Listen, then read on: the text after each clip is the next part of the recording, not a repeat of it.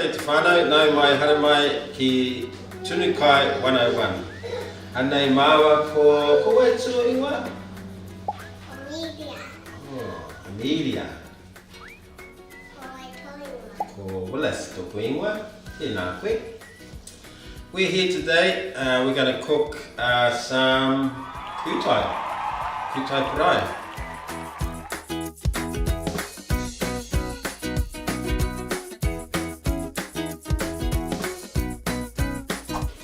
For that, we're going to take out the ant, i te tuatai, and tāpiri ngā Kūtai, okay, maue mahi.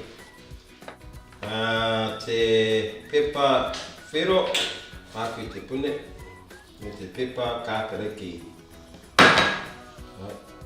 Rotia. Kaha naina. Tēnei, te aniana.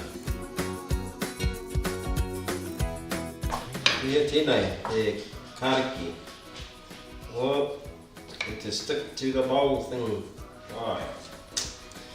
Now, hea tēnei? He heki. Whakarua, whakahaurua. Ia.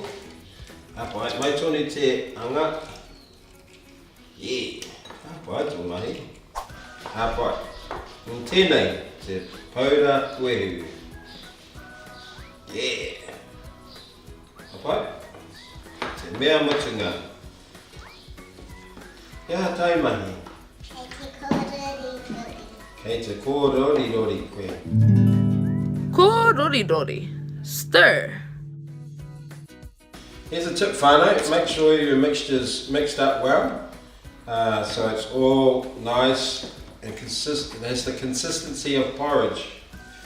E ai ki tā Parai. Ka pai, kia kaha ki te kōrori. Whakakange a te umu nei, kia wera ai te pēni nei. Ka tai, ka tāpiri te hinu. Tātari kia wera te hinu. Kua wera nai nei, koe riri mātou. Anei tāpiri te kūtai. E mea nui tīna. Tērā māku. Here we are, whānau. Stay tuned for our next Tunukai episode. Anei, ia.